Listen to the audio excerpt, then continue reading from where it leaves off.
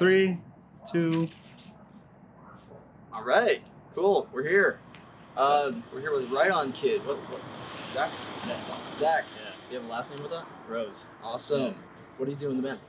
I'm a vocalist, Nice. and I sleep a lot. That's pretty much it. Nice, man. Okay. So we're gonna kick it off with like kind of a sillier question. Cool. So would you rather be a billionaire and give up your style of music, or be the most famous musician in the world, but you don't have a dime to spend? See, like, I have trouble with this question because I feel like it'd be sick to just be a mumble rapper and just like not a care in the world and just like splash cash all over the place. But I'm also like super into like how your artistry is like you need to like be like needs to have integrity. Yeah. So I think I'd rather just do what I want and not have a dime to spend rather than Yeah, you'd rather like be yourself and yeah. Although it'd be cool to like just have all that money to just yeah like just to throw around rap about ice on my wrist, flick of the wrist, type all of that. stuff. That's sick. All right, man. So second one is also kind of a silly question. So what I really want to know is like if tomorrow the apocalypse just started and there were zombies everywhere, what would be your zombie plan? I think I'd probably go to like the nearest Big Five or like we don't have Cabela's here, huh? No, I don't even know what that is. Oh, we do have a Cabela's here. Okay, yeah. Well, it's like this sporting goods store, and they have tents, they have guns, they have snacks. I imagine a lot of people are gonna go there, so there's like power in numbers. Yeah. And then people just die off as they do, and just chill and hope that it passes. I don't know. What would you plan on continuing being in a band if That it was would- the apocalypse? That would be sick. Like, who is the zombie EP? Devil Wears Prada? Just like write all of our music about zombies now? Yeah, let's do yeah. that. Yeah, it's sick. So like would you like drive out to the middle of the desert as like a way to fight the zombies kind of? like, Like zombie, like yeah, like kind Shrek? of like so Oh. you would be like you would play a set and then all of your fellow survivors that went to the Cabela's or Big Five with you, they could just like fight off the zombies as you're bringing them You in. could just lose fans. It's like your monthly listeners on Spotify goes down as it keeps going. Oh man, Yeah, I Spotify would stay up. That's I get that's the message that we want to send here is that even in the apocalypse, Spotify stays up. Unfortunately. Except Can't buy for records if when you're your dead. fans die off, unfortunately, then it goes down. All right, so on to a better question. So since the 2016 release of your EP On the Brighter Side of Things, how do you feel about the progress you've made as a band? And do you wish you would have done anything differently to this point? I think we're at a good point, we're working hard, we're writing music, since then, that EP was like a good starting point. We wrote that when we were in high school. Yeah. So, I think we like having it up just so people can see the progression. Eventually it'll come off just because we'll move past that style of music. But Yeah. no, I wouldn't really do anything differently just because you learn from your, like as you grow older as a band and From you get, your original content from your first album. yeah, it's good to have that starting point to see where, like, so people see where you. how far So you've gone. you said that you plan on taking it down. Do you ever plan on like re-recording it and like rehashing it and making it into something that would be better in your opinion? We've thought about it. I don't know. Maybe one or two songs. I wouldn't say the whole EP, but Yeah. we've thought about like, I don't know, because like a lot of people at our shows when we bust out like Black Ridge Drive, people like it. So it might be Yeah. fun to just like revisit it. Maybe that'd be cool. I'd like that. I'd be down for that too, man. I really Yeah. like that EP actually. Yeah, it's cool. Yeah. Wrote that in AP Music Theory while I was not learning a thing about music theory. I never got the chance to take it in music theory, man. No. I know all It's these hard. musicians, and you guys do, and It's not. like I feel like I could learn something from it. So what exactly did you learn from it that would make a difference? We didn't really. So the teacher I had for that class realized that we weren't going to learn anything from the actual work. Yeah. So he sent us in another room and let us basically write that EP, and that was like kind of like a way that we showed him we were working. That's awesome. I guess, which is cool. It taught us how to write songs. It taught us how to be like in a band. So you basically got to write your entire first EP as kind of like an assignment for class. He didn't grade us on the songs, but he that was like what we did. So is that kind of like the Right On Kid origin story? Is that how you met your other band members? It was just me and Nick at first. We went to the same high school. Right. So yeah, it was me and Nick. We started acoustic. We had members come in and out, and then we met RJ at DCS. We played a show there. Yeah. And then we found Eli, and then yeah, we've been chilling. So how did you decide like this is it? This is gonna be Right On Kid. This is the band. We just kept playing shows and thought it was fun. And we were like, maybe if we play a show in a different state, it'd be more fun, and it was. So we just kept going, and yeah, just haven't stopped pretty much. We kind of talked about your AP music class and whatnot, but what exactly was your high school experience like growing up, and what kind of challenges kind of molded you into the adult that you are now? High school was cool. I mean, I went to St. Pius. It was like a private school. It wasn't really religious, but you know, I kept going, and I learned a lot. I played sports. I had a good group of friends. I met like Nick there, and that's how the band started. So I mean, it was overall pretty good. I don't know. I kind of like stopped playing sports to do music just because we figured we were like, oh, we're kind of like, I mean, this is fun. Like, I like it more than going up to baseball practice. Yeah. Now, you know, so we just did that, and we played shows while we were in high school, which helped a lot because we played our first ever show. We didn't start off as with a band named Right On Kid. We were a band called Streetlights, and we were like a two-person acoustic act. We played at Warehouse 508, and it actually sold really well, and that's what made us think like, oh, if we can like just like we kind of had the DIY like, oh, if we could just sell tickets to shows and we get people to go, then like more people want to come and they'll tell their friends. Yeah. From the start, when we didn't even know that the music scene was a thing, like we had no idea who any of the bands were. We were just like, oh, let's just throw a show at this place and book it and then sell tickets. So you kind of just like muddled things together and kind of just learned along the way. Yeah. On how to like really market yourself. Yeah, and it started in high school. Yeah. It was cool. No, like for a couple of high school students, that's like it's like a business venture. You know? Pretty much, like, you kind of learn how to be businessman yourself without even having to go for business school. Yeah, we recorded an EP in our school's like we had a theater kinda. It was in the hallway of a theater, and we just like set up a mic and just played live acoustic songs. Yeah, and just passed it out at school. It was cool. Well, here we go then. So, did you always want to be a musician, or did you have any other kind of like aspirations and dreams that you wanted to work on? I think being a musician was like the first. I mean, every kid wants to like be an astronaut or like Batman or something cool. But I mean, music was something that I started playing guitar when I was in 5th grade. Fourth, 5th grade. I realized I sucked at that, so I stopped playing guitar, and I tried to continue it through high school, and we just realized that Nick was the better guitar player. Yeah. So we're like, well, you got to sing now. So I had never had any classical training and singing. Yeah. I mean, our genres are pretty similar, so like, I don't know. Like classical background is cool, like warm-ups and stuff, but we don't really use, I would say like classical techniques. So we're yelling. You don't like. Yeah, man. Like you guys find a way to make each and every song different in its own way, and I really appreciate that about your vocals. Thank you. Yeah, that was definitely when we recorded the last EP with Seth Henderson. Yeah, he helped a lot with vocals, with melodies. Like he gave us ideas that we could just roll with. Like we went in there with ideas for songs, but we had like a couple songs that were like, this is how we want it, and if you have any ideas, then sure, shoot it at us. But a lot of the songs that we went in there with weren't finished, so we just kind of woke up every day and worked on a new song and kind of just like wrote it in the studio. Yeah, pretty much. Yeah. Nick had an idea. That's what I like. Nick is kind of like, he came with the guitar parts.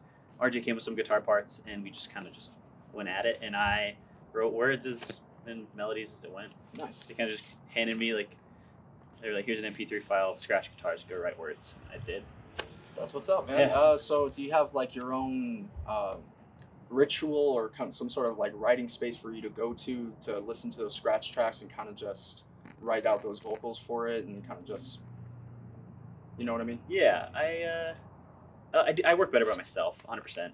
Right. I'll just stick headphones in and I'll go verse 1 or whatever and loop it just until a melody catches, and then I usually start with the chorus first. Actually, I try to. I'm really bad at writing opening lines. Yeah, like a It's the hardest thing. I can't. I don't know how people have these banging ass first verses Yeah. that I don't know. I'm not good at that. So that's when I take my idea and then I bring it to the group, and then they give me like, oh, why don't you try this or this melody, or change up this. Sometimes I'm notorious for writing like great like hooks and choruses, Yeah. but then like the bridge is just it's just trash. It's So just- like so you kind of rely on your band members to yeah, they help a really lot. fill in that bridge for you and with you. Even with melodies, they don't even like. RJ sometimes will just like hum things at me. He'll like just like mumble, or like someone's Yeah, like do da da da, like do that, Yeah. and I'll be like, oh, and then I'll have an idea for like words that go with it, and then I'll write it down. It's So also do- like not. I don't know how people they write on their phone. I can't do that. I have to write it out. I do that sometimes. Yeah, I mean, if I have an idea throughout the day, then yeah, I'll like jot it down. Yeah. But I generally keep a notebook with me, just to write down what. It's like one of those like small like flip over notebooks, or is it like a composition book? It's a mix. It has like wire rings, and it's like leather bound. Yeah. It's kind of cool. I don't know. It's like it doesn't have lines on the pages. Do you have it on you? No, I don't have my backpack darn on me. it. Yeah, I wish. I was gonna Yeah. say, whip it out. Yeah, Let's yeah. see a little bit. No, I keep it in my backpack when I'm at school or Right. when I'm at work. I keep it with me. So, you work at Starbucks. Yeah. Do you have any other jobs, or is it just Starbucks? Yeah, I just recently started. I work for the university. I just like intern, Right on. do stuff there. That's pretty cool. Okay, so like, if you're in the middle of helping a customer, right, and you kind of just like have this thing in your head, like, oh my god, song idea. Like, do you really just like, hey, hang on a second, I have to grab something from the back real quick, and like just go jot it down real quick, and then just like go back out and help them out? I've never had. I don't know. I've never had that happen, but I'm sure that with the right customer, I could probably pull it off. Yeah, maybe it was a good enough idea. Then Like, yes, I hang would on, we're totally out do of that. whipped cream. I have to go to the back real quick. Yeah. I'll be right back. No, yeah, I definitely could do that. Okay, man. Yeah, no, like there are certain like inspirational moments that you just like can't Mhm. pass up on.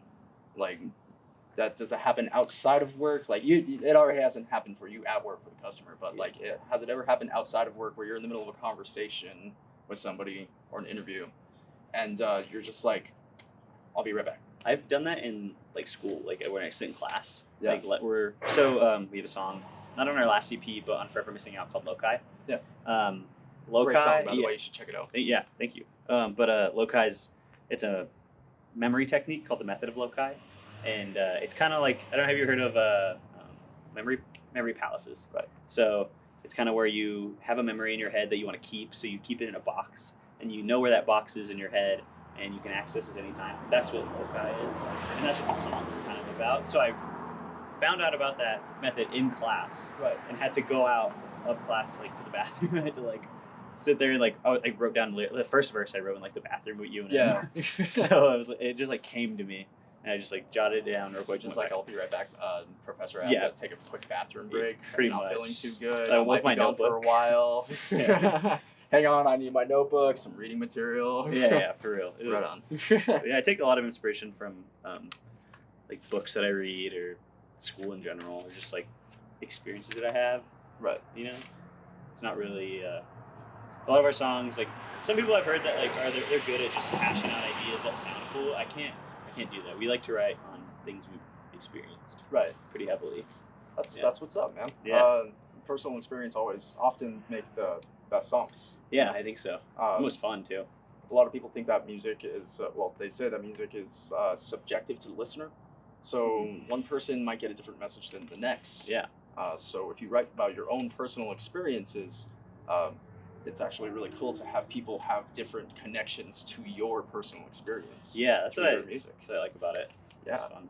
No, that's one of my favorite things about Right On Kid as well. It's that, Nice. like you guys have all these different methods in your songs. You have these different lyrics and different type of styles of writing, and it comes through strong. You know? Yeah. So on to our next question. You guys have been on tour a couple of times Mhm. now. So I think like 3 or 4 times now, right? Yeah. Yeah. I don't really. What was the first? I don't remember the first one. Oh, I don't really count the first one. That was a long time ago. We learned a lot. It's kind of just your trial run. Yeah, pretty out much. into the wide open space of Yeah. the USA. All right, so on those tours, uh, you must have come across a couple of like local restaurants that had like some bomb food, or Yeah. what was your favorite types of food and what was the worst? I know the worst, but I'll start with the worst. I don't want to call anyone out. This is bad though. We were in San Francisco, and I don't know why, but right. So we played at this place called Noise Records, Right. and I don't know why every restaurant within like maybe like 2 blocks either way was cash only, and I didn't have any cash, so I had to walk like 4 or 5 blocks down the road. And I love banh mi. Do you know banh? Like yeah, like Yeah. Vietnamese style sandwiches. So good. And I went there and I saw this place. I was like, oh, let's like check it out, whatever. I'm always like open for trying any restaurant. Yeah, That I see. new stuff. Yeah, you might as well because I can't get it here. So I walked in and I ordered this banh mi sandwich, and then I swiped my card. The lady like gave me a look, and then she like went to the back. The weird thing was they didn't cook anything in front of you. That was the scariest moment. I couldn't Yeah. see where the kitchen was. It's like everything was in the back. Yeah. So she brings out this like sandwich that's wrapped in like tinfoil. I was like, okay, cool. So I take it back. I'm like biting into it, and straight up, I shit you not, I bit into like a glob of like sand Oh. and like old lettuce, or no, not lettuce. They're like because they have like pickled vegetables. Yeah. Old jalapenos. It was like $15 for like a sandwich and a drink too. So that was the worst thing I've ever eaten on tour, probably. It came like wrapped in just a piece of foil. Yeah, it was From the trash. back room. It is trash. Like maybe they don't even have like actual food back there. It's kind of just like a 3D printer. Yeah, that's what it tasted like. Plastic. It was They, gross. they use sand as a printing material. Yeah, instead of salt, sprinkle a little sand on there. They use like shredded old $1 bills for Yeah. lettuce. Gross. Yeah, I imagine that would be pretty bad, man. That sounds terrible. What would be your best experience for food? Ooh, I gotta go with Sancho's Tacos in Huntington Beach. That place, it's right on the beach, literally like across the street from where the sand is. They have shrimp tacos, beans and rice, and it's like pretty cheap. Everyone there was super nice. Like they gave us stickers and stuff like that. Like they were cool. The food was amazing. We tried to go back last tour. Yeah. And we didn't get to, and I'm really mad about it because Huntington was kind of out of the way. It was like an hour out of the way, and that's kind of a lot of gas. But Yeah. we definitely, next time we go through California, that's like the first place we're stopping when we're in the LA It's area. called Sancho's Tacos. Sancho's Tacos, shout out, they're so good. Definitely hit it up. Yeah, for real. All right, so with your band, do you have any running jokes or any kind of like sort of pranks that you do each other while you're on tour or even here at home? On tour, Nick is if he sees this, he's gonna be so mad. On our first tour, we toured with another band local to here called 5 Mile Float. Right. And so for breakfast, every tour, I usually buy a pack of rice cakes and peanut butter. Right. It's like super cheap, Yeah. easy. Relatively healthy. It's filling. So I did that. One night, Nick he got upset about something, and he like threw my rice cakes across the van, and the 5 Mile Float heard about it. So what they did is they took the rice cakes from my van, and they were just like placing the rice cakes next to him wherever he went. He was having like a serious conversation with someone one time outside of a restaurant. Some person needed help, and they literally like walked up like mid conversation, just placed the rice cakes down. Or like anytime we ate out anywhere, they'd be like, "Do you guys like sell rice cakes perhaps as a side dish?" Oh, Like man. it like they buried that joke. So what was his reaction to Oh, it every time he'd get pissed. Like and now it's like funny. Now he thinks it's like a joke. But So when you throw the rice cake and it hits something, does it shatter into a million pieces? yeah, it's annoying. So it's kind of like a rice ball and kind of just like shrapnels everybody with rice. We rented that van. I'm pretty sure there's still like remnants of that rice cake just buried into the seats. It's like 20 years later, they see like a little tiny piece of rice just like here and there Yeah, in the cup it's- holders and the upholstery. Yeah, it's not good. They probably have to take out the dash to get rid of the smell of burning rice from somebody using the heater. Yeah, rice cake. I mean, great snack, great breakfast item. Not great for throwing at people. Unless you really don't like them. Yeah, unless you really hate their vehicle. Want them to remember it for like 2 weeks while they find rice in their clothing Yeah. everywhere. It's like glitter. All right, man. So Another kind of question for the entire band. So, who has the worst and who has the best kind of hygienic habits? Huh. We're all pretty. We're all really good. I think. We shower every day. That's Planet No, Fitness. that's awesome. Yeah, I don't think we've never gone a day without showering unless we're like, if we have a show the day of, we're showering. If we don't, we're driving. It's a toss up most of the time. I mean, I like to shower every morning. Yeah. Starts the day right. Kind of loosens up everything. Yeah. Fresh start. I don't know. I guess I'm the most like I sweat a lot, so I have to change my clothes every day. So I bring literally twice the amount of shirts as everybody else. Yeah. Like I just can't sleep in a sweaty shirt. You know? So, who has the worst any kind of hygienic? It doesn't have to be like something nasty, but like kind of like neurotic. I guess would be the word for Matt it. has to take a poop every morning at like 6 a.m. and it's annoying. No, he hasn't really been done it on the last couple tours. Does he clog up the bathroom for a bit? No, it's just like let's just say we're sleeping in the van that night. Yeah. And which is normally like fine, but it's whenever you open the door, the lights turn on in the inside of the cabin, and sometimes like we've woken up to him just getting out. It's like I gotta poop. So it's just like that instant. Oh shit! The lights are on. It's time for Matt's 6 a.m. 6 a.m. poop time. Business. Yeah. Yep. Exactly. That's what's up. That or you wake up to the sound of vaping. Yep. That noise exactly. Just wake up with smoke in the car if you don't hear the vape noise, and you're just like, shit, fire! Oh wait, that smells really good. Yeah. Who's vaping? Exactly. Right on. All right, so on to the next question. Tracer, your song Tracer featuring Ryan Rumchaks. Mhm. Am I saying that right? Yeah. Yeah, Ryan Rumchaks. It's reached 41,000 Yeah. streams on Spotify and is arguably your band's most well-known song. What exactly is the inspiration behind it? So we wrote that song. That was one of the last songs we wrote when we were there, and we were just kind of trying to get, find inspiration. Like, what have we not written a song about? We talked about it and we were like, we've never written a song about being like on the road, or just generally. Whenever I introduce that song, I talk about like having a dream and chasing it, and like the name Tracer. Contrary to popular belief, it's not about Overwatch. Yeah. It's not. There's nothing. I've never played Overwatch. I'm sure it's great, but it's kind of like where you like trace the lines on the map. Yeah. So like we were just talking about how our dream is to tour, and to play shows in as many different places as possible. So that's what that song is about. And Seth really helped. The chorus and like, I wish I had the scratch tracks to show you, Right. because they're so different. Like the way the chorus in the scratch and then the final is just, he really rounded out that song. Well, if you have any of the scratch tracks, that's hard to say. Say that 5 times really fast. No thanks. No. Yo, say that 5 times really fast. Just do it. You know you want to. So if you have any of those available or a link to it, I can put them in the description. Yeah, that'd be and, cool. have people actually have a reference to it. I'll see. Yeah. Yeah.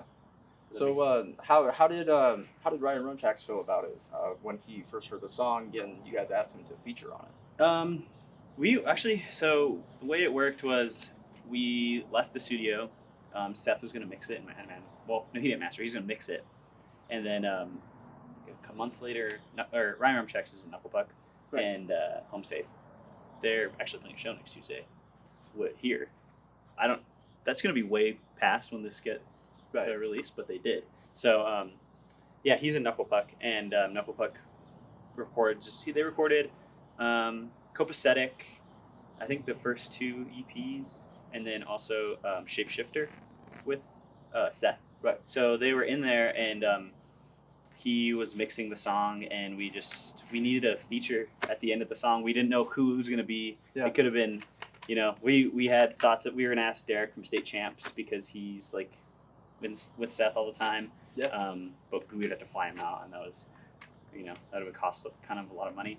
But I mean, Ryan was there with Knucklepuck, so we kind of just told Seth like, "Hey, ask him," and he did it, and it ended up sounding really, really cool. Like, was it like a hey, you should ask him, or was it like, hey, ask him, I dare you, just do it now? We were just like, I don't know who's gonna do this, but I heard Knucklepuck's in the studio, so please, can you just you know, work your magic, brother. Yeah, just like kind of nudge him in the right direction. And it worked. Were you there when it went down? Like, did you see No. his reactions and how he talked? I haven't. No, I haven't. Oof. I would imagine like it would have gone something like, hey, how's it going? Can we get a feature? yeah, it would have been. I mean, we put it really straightforward. Just like, hey. All right. So, do you have any advice for like smaller bands that are just now starting out, starting to form and come up with some new material? Yeah. Write as much as possible. Try to find your sound. You know, just through.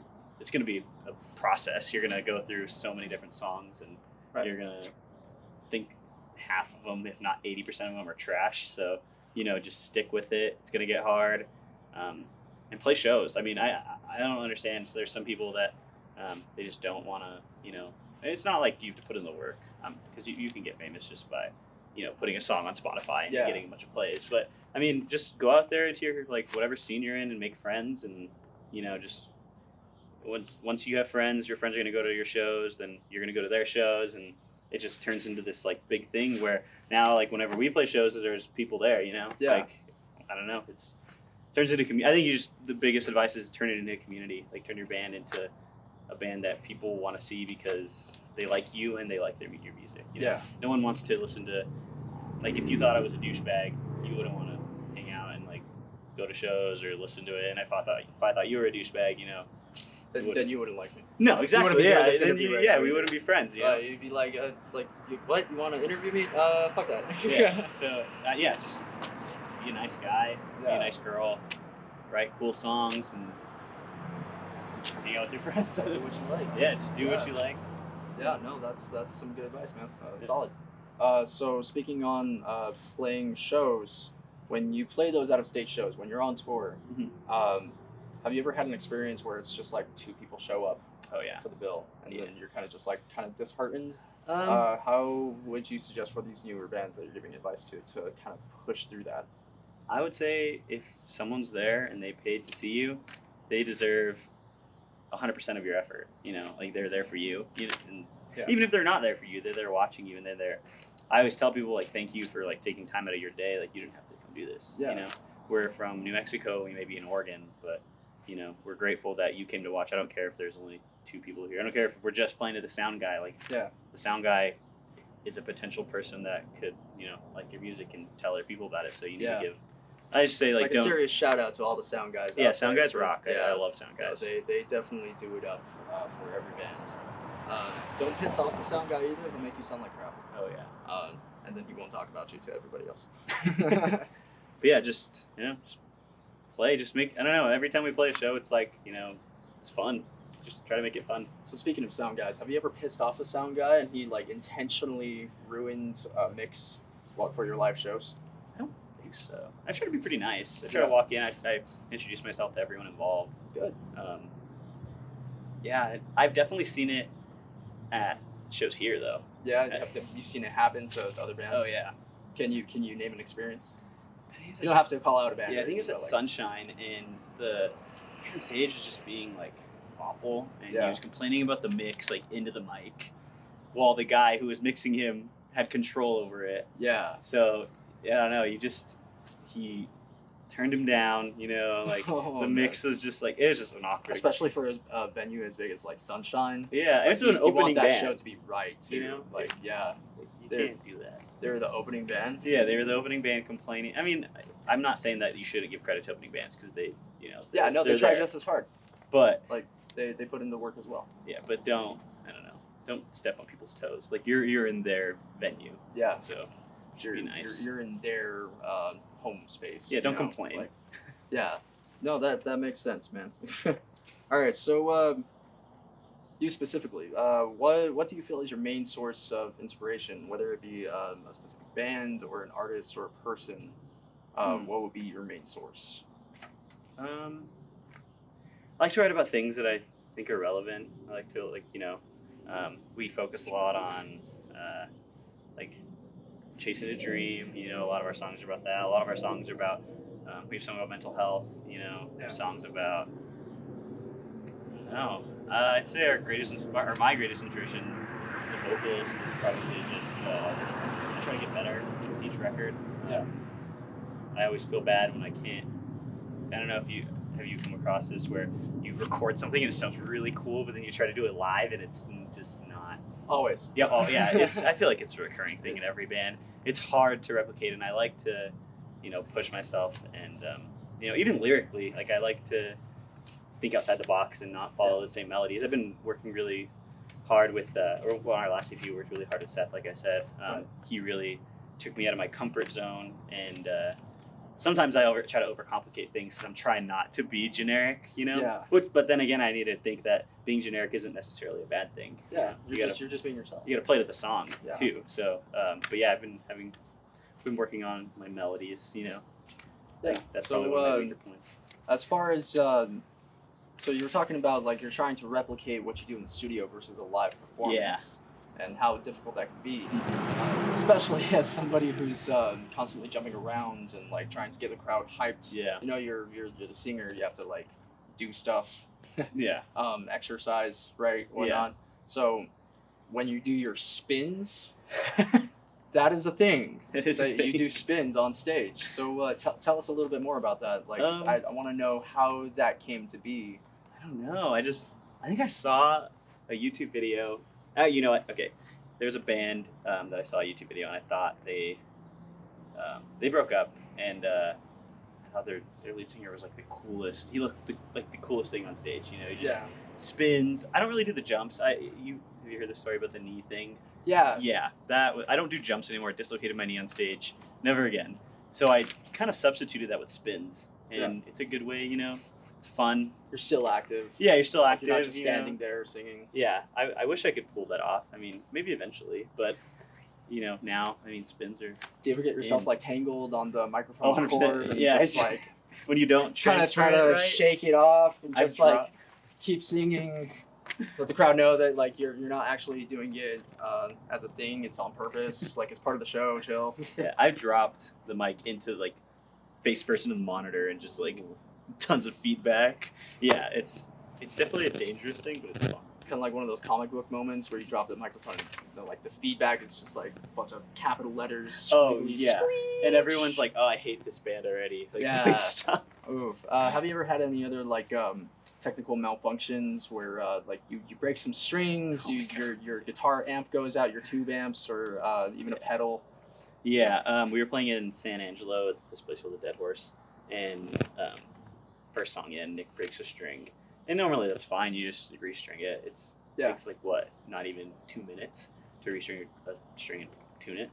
This guy who's super drunk at the bar or sitting in front of us, and he just yells like, "Take it serious! This is a band practice!" And, like he just heckled us, and that was the first time we got heckled about a technical issue, and it wasn't even like the worst. It was very fixable. Yeah. He just he's just had too many Miller High Lifes, I guess. I don't know, or Lone Star. That's what they drink in Well, Texas. what was your reaction to that on stage? We kind of just all looked at him, and everyone else around him looked back and was just like, "This guy."